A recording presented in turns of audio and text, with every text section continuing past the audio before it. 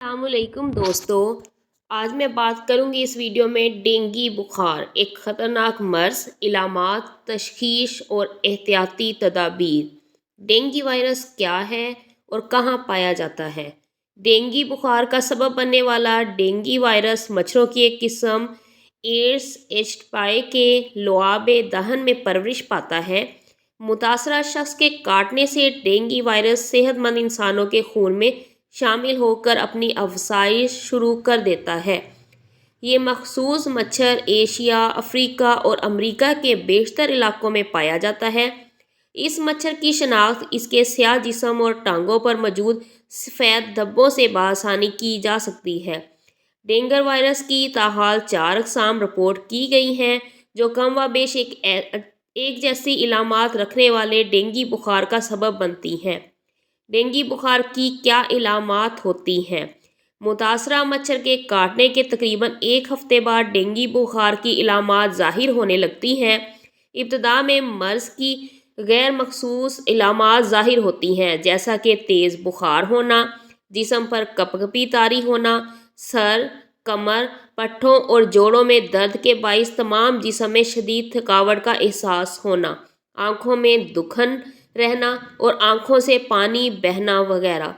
اس دوران کچھ مریضوں میں بخار کے ساتھ جلد پر سرخ دانے اور دھبے بھی ظاہر ہوتے ہیں۔ ڈینگی کا بخار شدید اور مستقل نوعیت کا ہوتا ہے جو کہ عام طور پر 7 سے 8 روز تک جاری رہتا ہے۔ اس دوران مرض معمولی یا شدید علامات کے ساتھ اپنا سلسلہ جاری رکھتا ہے۔ ڈینگی کی مختلف اقسام کیا ہیں؟ عالمی ادارہ صحت نے ڈینگی کی مختلف علامات کے سبب اس مرض کی 3 اقسام بتلائی ہیں۔ عام ڈینگی بخار، اس میں مریض کو بخار کے ساتھ غیر مخصوص علامات جیسا کہ جسم میں درد اور تھکاوٹ، الٹی یا متلی وغیرہ کی شکایات رہتی ہیں اور جلد پر سرخ دانے اور دھبے بھی ظاہر ہو سکتے ہیں۔ اس دوران مختلف ٹیسٹ کے ذریعے ڈینگی کی تشخیص کی جاتی ہے اور خطرناک علامات کے بارے میں آگاہی دینے کے بعد مریض کا علاج گھر میں کیا جا سکتا ہے۔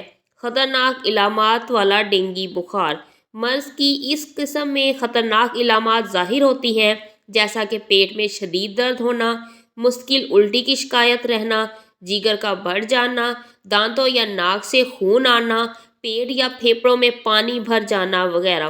ایسی صورت میں مریض کو ہسپتال میں داخل کر کے مختلف اقسام کے سیال اور مائع جات کے ذریعے ان علامات کا علاج کیا جاتا ہے۔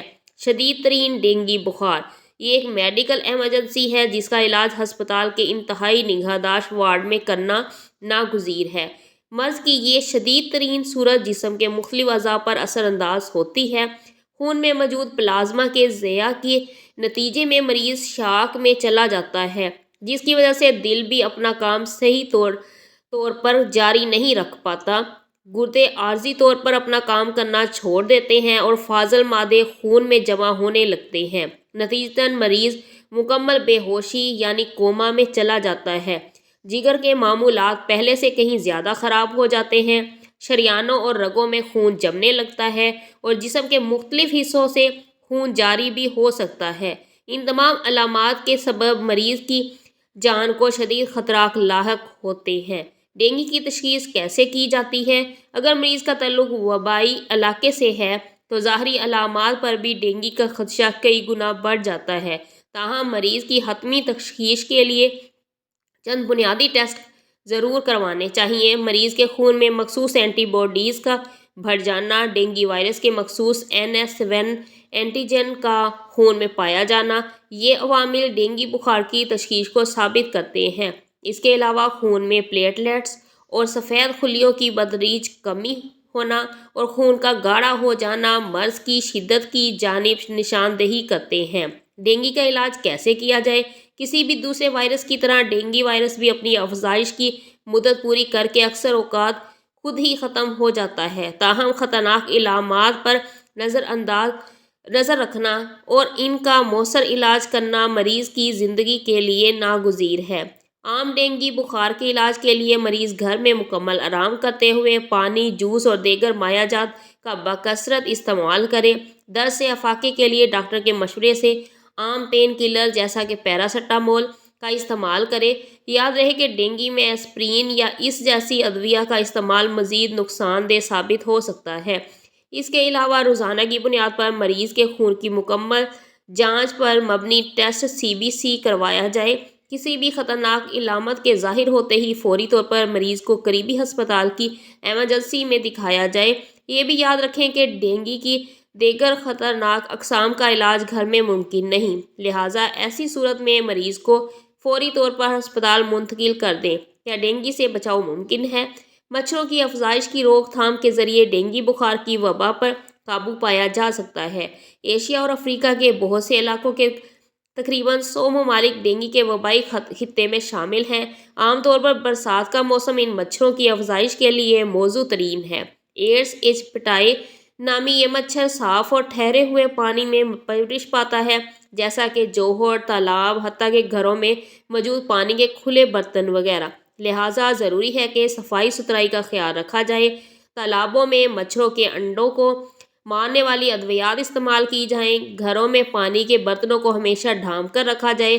اس کے علاوہ مچھروں کو بھگانے کے طریقے بھی اپنائے جائیں، جیسا کہ مچھردانی، کھڑکیوں اور دروازوں پر جالیاں اور مچھر بھگانے والی ادویات وغیرہ۔ ماہرین کے مطابق سورج کے طلوع اور غروب ہوتے وقت یہ مچھر سب سے زیادہ متحرک ہوتے ہیں، لہٰذا ان اوقات میں حفاظتی تدابیر کا سب سے زیادہ خیال رکھنا چاہیے۔ ڈینگی بخار سے صحت یاب ہو جانے کے بعد اس مرض میں دوبارہ مبتلا ہونا پہلے سے بھی زیادہ خطرناک ثابت ہو سکتا ہے۔ ڈینگی وائرس کی ویکسین دنیا کے چند ہی ممالک میں دستیاب ہے، جس کی افادیت پر تاحال تحقیق جاری ہے۔ لہٰذا ڈینگی سے بچاؤ کا واحد اور مؤثر ترین طریقہ احتیاطی تدابیر پر عمل کرنا ہے۔